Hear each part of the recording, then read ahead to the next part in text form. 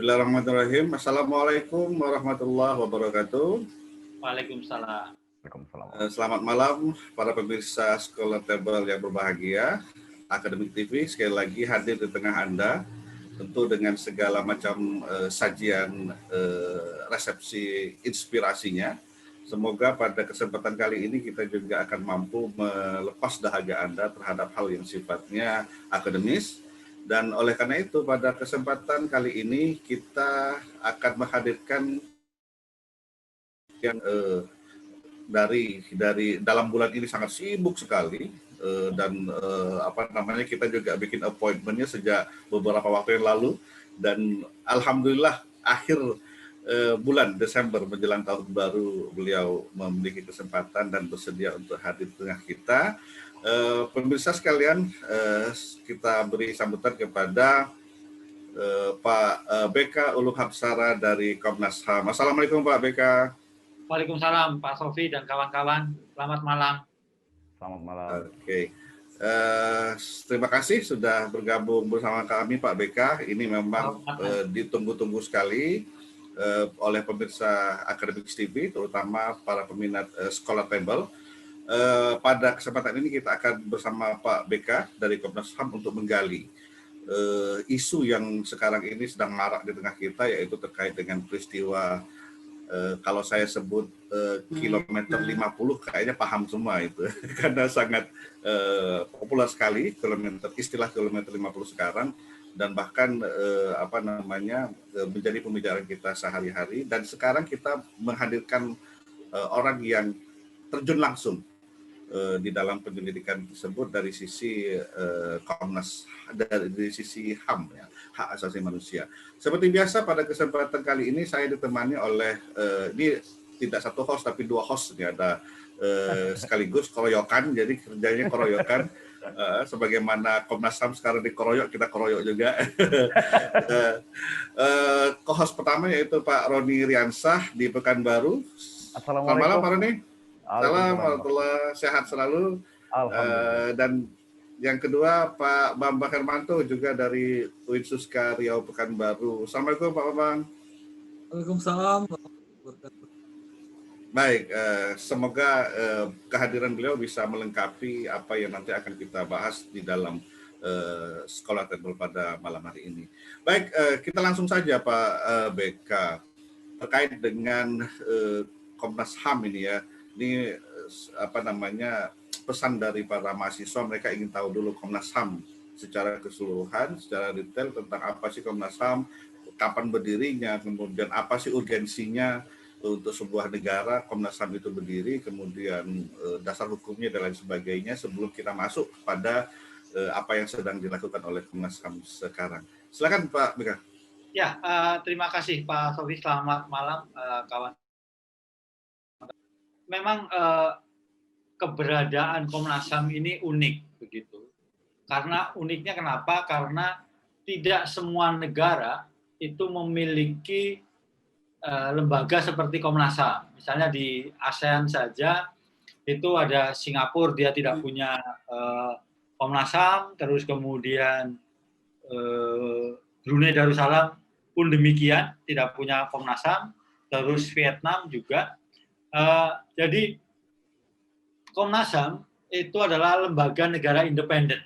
Lembaga negara independen yang kedudukannya itu setingkat dengan lembaga negara lainnya.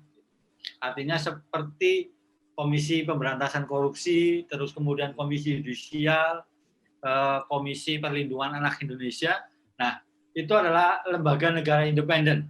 Hanya memang Komnas HAM ngurusi soal hak asasi manusia. Bahkan Komnas HAM ini adalah lembaga negara independen tertua di Indonesia. Kenapa tertua? Karena berdiri sejak tahun 93. Sejak 7 Juni 93 yang disahkan dengan keputusan Presiden nomor 50 tahun 93 tentang hak asasi manusia. Itu tahun 93. Jadi masih pada zaman Presiden Soeharto.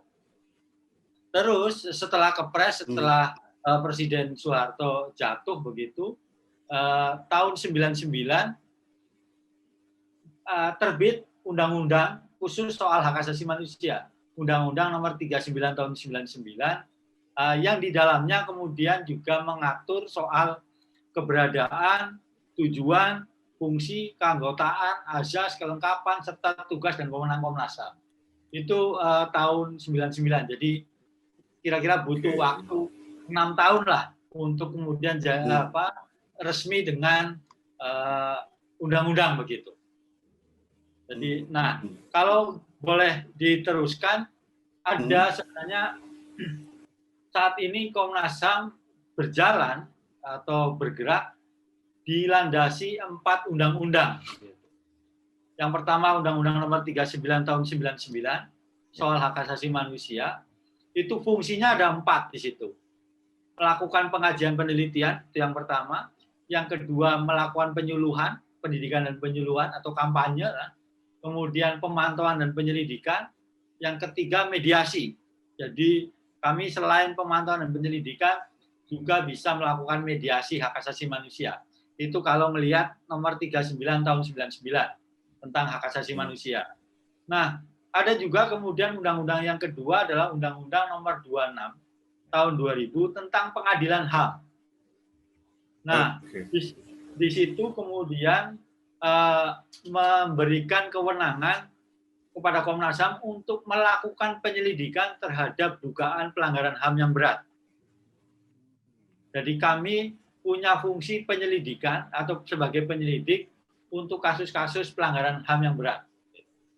Nah, sampai saat ini mungkin kawan-kawan sebagian sudah tahu, saat ini sudah ada 16 berkas laporan penyelidikan Komnas HAM yang sudah selesai dan dinyatakan sebagai pelanggaran HAM yang berat. Misalnya kasus 65, terus kemudian ada penembakan misterius atau Petrus, terus kemudian Talang Sari, Trisakti Semanggi 1, Semanggi 2, ada penghilangan paksa atau penculikan aktivis, kasus pembunuhan dukun santet, dan beberapa kasus lainnya. Bung, saya potong boleh ya? Boleh. Biar agak lebih cepat. Ini kan banyak yang mengatakan kritik ya, kritik terhadap lemahnya Undang-Undang Nomor 26 tahun 2000 tadi. Ya. Karena pas disentuh. Ini bagaimana apa yang harus dilakukan oleh Komnas HAM ya? Karena banyak pihak yang berpendapat ini Undang-Undang 26 tahun 2000 ini lemah, masih lemah, apalagi di tengah mentalitas negara yang menganggap bahwa hak asasi manusia itu mereka yang berikan gitu. Saya kutip itu, apalagi nih mentalitas negara umpamanya yang memberikan bahwa hak kebebasan itu negara yang memberikan. Bahkan sekarang kita juga ketakutan, harus diakui setengah masyarakat takut ini dengan hak komunikasi, informasi yang bersifat otonom dan seterusnya ini. Nah, bagaimana nih Bung BK biar cepat ini? Iya, memang kalau saya secara pribadi Undang-Undang Nomor 39 tahun 99 perlu direvisi. Perlu direvisi. Pun demikian dengan Undang-Undang Nomor 26 tahun 2000. Yang 39 tahun 99, kenapa harus direvisi? Harus ada kontekstualisasi, bukan hanya soal pelanggaran HAM-nya, tetapi juga setelah tahun 99 itu kita banyak sekali meratifikasi instrumen HAM PBB. Nah, setelah diratifikasi itu belum diakomodir dalam Undang-Undang Nomor 39 tahun 99. Gitu. Kita itu sudah meratifikasi 10 instrumen HAM PBB. Nah, tapi ratifikasinya ini tahun 2005, tahun berapa begitu, dan itu banyak yang belum diakomodir. Itu yang pertama 39. Sementara yang 26 begitu memang ada kritik terkait dengan fungsi penyelidikan Komnas. Jadi kalau ada dugaan pelanggaran HAM yang berat, Komnas HAM itu sebagai penyelidik. Nah, kemudian laporannya diberikan kepada Jaksa Agung sebagai penyidik. Nah, dari penyidiklah kemudian bisa menentukan apakah laporan Komnas HAM itu bisa diteruskan ke level penyidikan atau tidak. Kalau sampai kemudian atau tidak, dan sampai pembentukan pengadilan HAM. Nah, itu yang kemudian memang menjadi tantangan terberat kita. Karena 16 berkas itu sampai saat ini ya masih bolak-balik saja. Termasuk ini, Bung. Maksud saya termasuk ini kasus pendeta Yeremia. Ini kan baru sebelum kita sampai nanti ke 6 itu. Itu kan sepertinya mandek ini Komnas HAM sudah menyimpulkan itu ada pelanggaran HAM, tetapi masyarakat menilai ini masih jalan di tempat. Termasuk ini nih, Bung, persoalan apakah ini persoalan di Undang-Undang 26 ini sehingga 39 dan sehingga kita harus berusaha berupaya maksimum ini untuk merevisi undang-undang ini. Ya, Bung? memang kelemahannya seperti itu. Artinya Komnas HAM ini kan hasil akhirnya rekomendasi begitu. Rekomendasi. Ya, rekomendasi yang kemudian dijalankan oleh para pihak. Seharusnya dijalankan oleh para pihak yang diberi rekomendasi. Hanya seharusnya ini bukan sebagai kewajiban. Ini tingkat kepatuhan lembaga atas rekomendasi Komnas ini juga ada yang tinggi, ada yang rendah. Gitu. Ini tergantung sebenarnya pada komitmen negara. Dalam hal ini Presiden, bagaimana kemudian mengarus utamakan soal hak asasi manusia ini, termasuk juga posisi Komnas, sehingga rekomendasi itu bisa dijalankan oleh para pihak, tidak hanya sekedar rekomendasi saja. Ya, Bung BK, saya lanjut ini. Kesannya ini Presiden selalu cari aman ini kalau ada pelanggaran hak asasi manusia. Kemarin pernyataan terakhir bahwa negara tidak boleh kalah dan seterusnya itu kan beliau cari aman gitu, tidak mau berusaha untuk di tengah, tetapi kesannya justru tidak berada di tengah gitu. Lebih berat ke aparat itu, bahkan beberapa orang pengamat kritis mengatakan ketidakberpihakan Presiden terhadap penegakan hak asasi manusia. Bahkan Komnas HAM sendiri juga mengatakan penegakan HAM di Indonesia stagnan ini kan. Bung BK sendiri yang mengatakan ini. Gimana Bung? Ya. Apa? Ya, memang saya kira begini. Tidak hanya terjadi pada saat ini saja ya. Artinya tidak hanya saat pemerintahan Jokowi saja lemahnya komitmen negara soal penegakan HAM. Tetapi yang sebelumnya juga ketika zaman SBY kasus-kasus pelanggaran HAM yang berat tidak ada yang selesai. Terus demikian juga dengan soal fenomena kebebasan berpendapat, berekspresi juga hampir sama gitu. Hanya kemudian atau juga catatan tambahannya soal intoleransi begitu. Mas, dari Presiden sebelumnya sampai saat ini saya kira belum banyak perubahan yang berarti dalam soal misalnya tempat ibadah begitu. Pilihan tempat ibadah, terus kemudian sengketa atas dasar agama segala macam itu juga banyak. Jadi tapi saya sepakat memang sampai saat ini statement Presiden itu normatif begitu. Normatif, tidak memberikan dorongan atau terobosan supaya kasus-kasus pelanggaran HAM atau kasus pelanggaran HAM yang berat itu selesai atau paling tidak bisa diminimalisir. Begitu. Ya, baik. Dan itu juga kita juga aneh juga kan kalau kita lihat dari sejarahnya, di mana pertama kali didirikan Komnas HAM Indonesia tahun 93 di tengah-tengah ini Orde Baru, di mana Orde Baru sendiri banyak cacat di dalam hal ini kan. Itu hal lucu juga. Baik, kita mungkin masuk kepada ini topik kita tentang kejadian di kilometer 50 itu. Mungkin Pak Bambang Hermanto silakan untuk memulainya. Terima kasih Pak Opi. Bung BK, saya ingin mulai dari melanjutkan dari Pak Roni tadi. Saya melihat bahwasannya memang keberadaan Komnas HAM itu sering ya dianggap sebagai bumper dari persoalan HAM yang sedang dihadapi oleh pemerintah. Artinya pemerintah ingin masyarakat melihat ada loh upaya penegakan HAM itu oleh pemerintah melalui Komnas HAM. Tapi yang namanya bumper ini kan selalu ditabrakkan gitu. Kalau timbang gitu, bumpernya plastik sama plastik ya nggak masalah gitu. Sekarang bumpernya ini Komnas HAM itu berhadapan dengan baja besar bernama ya kalau tabrakan ini terjadi, bumpernya Komnas HAM ini hancur-hancuran ini. Ini tabrakan antara baja besar dengan baja ringan ini. Sama-sama baja tapi kita masuk ke konten kita hari ini, tema kita.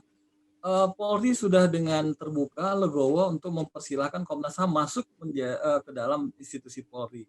Cuman persoalannya kan soal kualitas keterangan, kualitas barang bukti.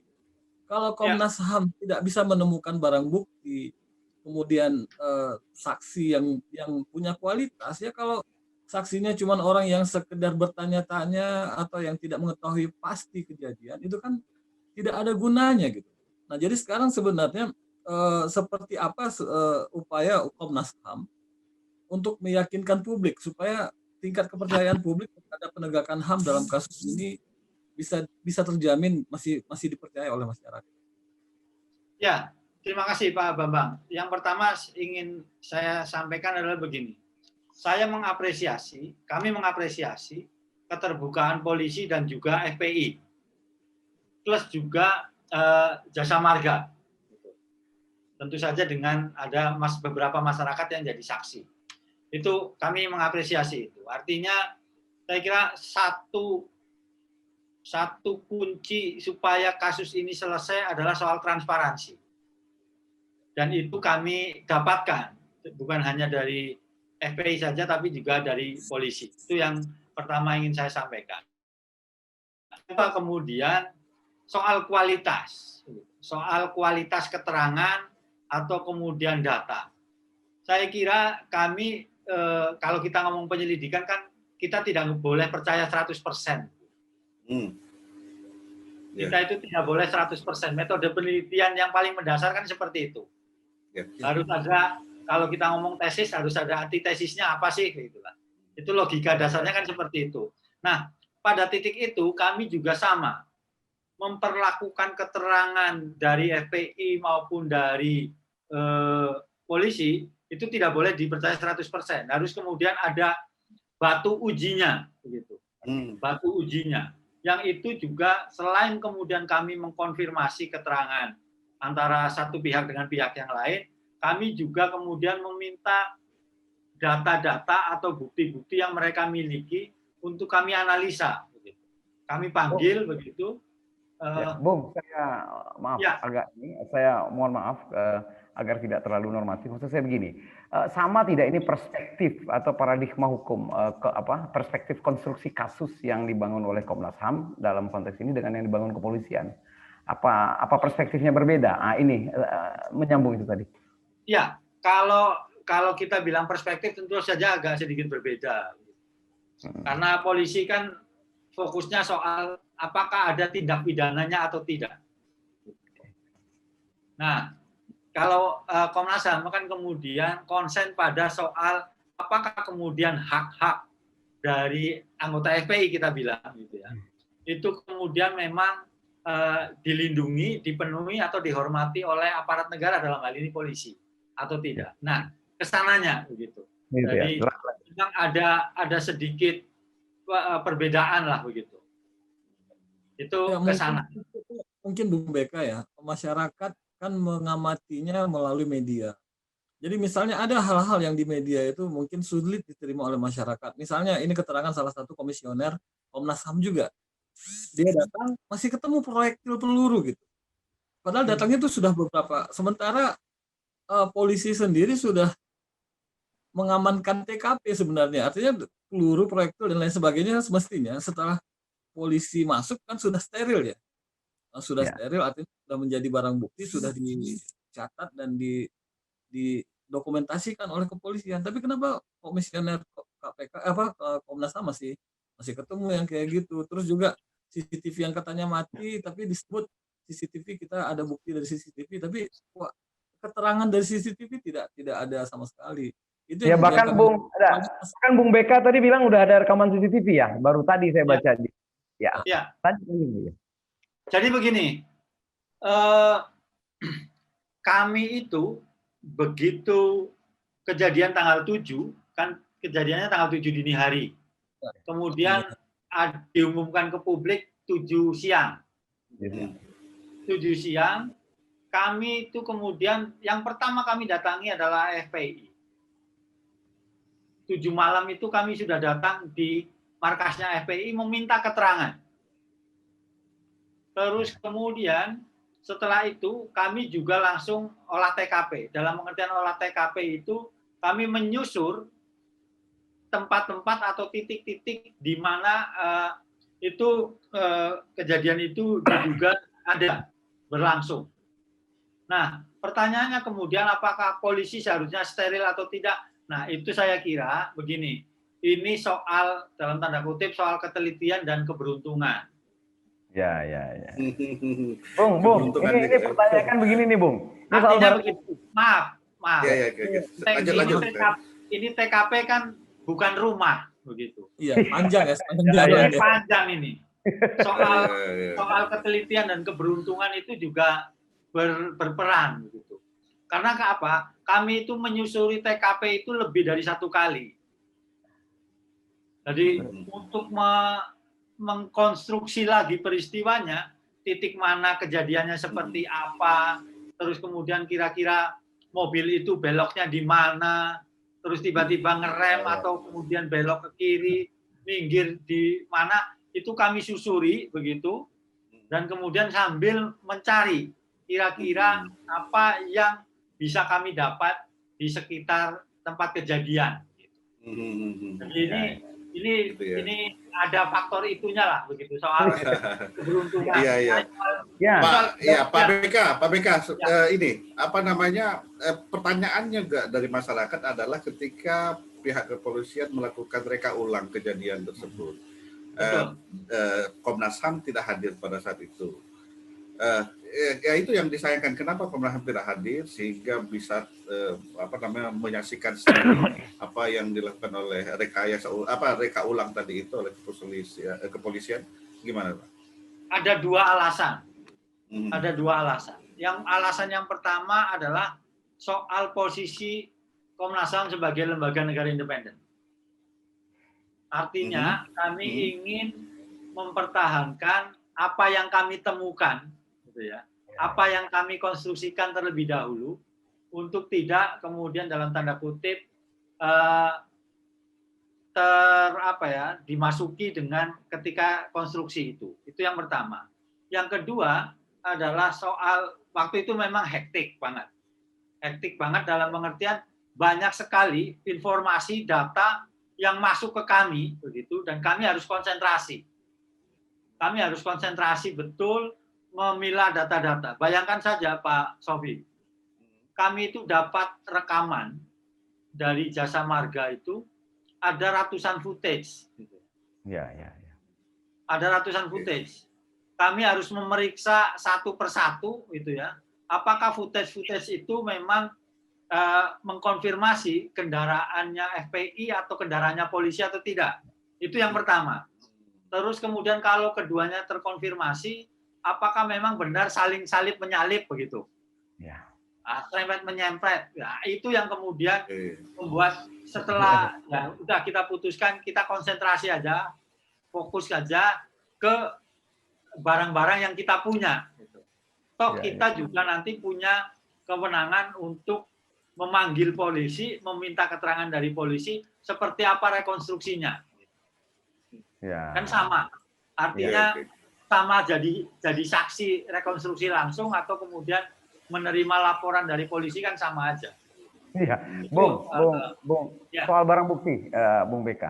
Ini kan kalau secara filosofis ini kan pendekatan pembuktiannya kan positivistik ya, artinya posteriori. Jadi barang itu ya bukti empiris, ini udah kejadiannya udah ini, dan barang bukti itu kan ada di pihak kepolisian. Mereka yang punya, mereka yang melakukan penembakan. Terus bagaimana kita? Ini kan jadi pertanyaan masyarakat ya. Ini barang bukti udah ada modifikasi atau tidak? Ada chat WA yang katanya tiba-tiba diumumkan oleh pihak kepolisian, ada chat WA. Ini sempat diperiksa enggak? Bagaimana ya Komnas HAM melihat ini? Karena kemarin Bung BK juga melihat kan, handphone itu di tangan pihak kepolisian lama. Bahkan mobil itu tanggal 19 Desember itu masyarakat belum tahu di mana. Lalu kemudian baru tahunya ketika Komnas HAM berkunjung ke kepolisian, oh ternyata kan dikuasai oleh pihak kepolisian. Kan bisa banyak terjadi itu. Mungkin yang tidak ada sabetan di kursi itu disabet. Yang tadinya tidak ada darah bisa ada darah gitu. Ada tembakan ditembak belakangan. Nah, ini gimana? Ini kan tantangan pembuktiannya sangat berat, Bung BK. Iya, itu tantangan kami di Komnas. Tapi lagi-lagi begini, kami dapat keterangan dari polisi, kami dapat keterangan dari FPI. Ya.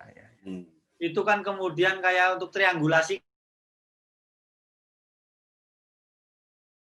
Artinya polisi kalau ngomong misalnya, oke, jam sekian sampai sekian kami ada di sini, melakukan apa saja begitu.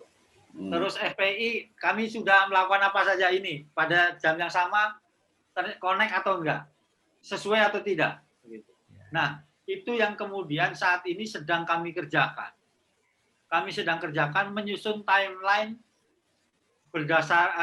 berdasarkan temuan Komnas, berdasarkan keterangan yang sudah kami kumpulkan untuk jadi benchmarknya, untuk meriksa keterangan polisi, meriksa keterangan FPI. Itu soal keterangan dulu. Nah, sekarang soal barang bukti. Soal barang bukti pun sama. Pengertiannya adalah kami saat ini sudah menemukan proyektil, selongsong, gitu ya. Terus kemudian ada bagian mobil. Dan ketika kami cek ada yang satu yang bagian mobil yang identik, begitu. Kami belum ngecek yang lain ya. Ini baru cek langsung lapangan. Ketika kami diperlihatkan 3 mobil di Polda Metro itu, ada satu bagian yang kemudian identik. Nah, seperti itu yang kemudian kami lakukan. Nah, sekarang soal voice note. Voice note, ada handphone yang disita oleh polisi. Kami juga meminta kepada polisi untuk membuka rekaman voice note itu. Diperdengarkan bareng-bareng. Diperdengarkan rame-rame, sehingga kemudian kemungkinan untuk diubah, diedit segala macam, gitu ya, agak mengecil begitulah. Tapi tentu saja balik lagi kepada yang saya sampaikan tadi, harus diuji lagi. Iya. Harus diuji lagi. Apakah keterangannya benar, identik atau tidak, begitu. Nah, ini yang tahap ini yang kita sedang kerjakan. CCTV kapan dibuka, Pak BK? Dibuka ke publik CCTV tadi? Nanti kalau laporannya sudah selesai, Pak. Oke. Ada satu hal juga mungkin Pak Opi, ya. Ya silakan Mas Bambang, ya udah banyak ini. Silakan. Ya begini, satu hal juga yang menarik dari kasus ini adalah bagaimana penggiringan media gitu, karena memang publik kan cuma bisa akses sampai di situ. Benarkah Komnas HAM itu sudah bisa menentukan eksekutor gitu? Sebab ada media yang sampai menyebut Komnas HAM dengan Polri dipersilahkan, bahkan dengan eksekutornya sudah ketemu gitu, benar nggak? Dan eksekutor itu gimana? Ya, soal media itu memang jadi concern kami. Salah satu concern utama. Soal beredarnya hoax, itu yang pertama. Yang kedua soal doxing. Soal doxing kan kita begini, Ketua Komnas dikaitkan dengan HTI misalnya. Terus kemudian ini jadi tim suksesnya gubernur yang dari PKS misalnya. Itu banyak beredar. Yang lain adalah soal editing video. Statement Komisioner Komnas HAM tentang peristiwa yang lain begitu disambungkan dengan seolah-olah statement tentang peristiwa ini. Dan itu diedarkan, sudah disimpulkan begitu. Nah, kami ingin menegaskan sebenarnya sampai pada tahap ini kami belum pernah menyimpulkan apapun. Kami belum pernah menyimpulkan apapun, termasuk soal siapa eksekutornya, gitu ya. Terus kemudian siapa yang dieksekusi, siapa yang mengeksekusi, itu kami belum pernah memberikan statement itu, begitu.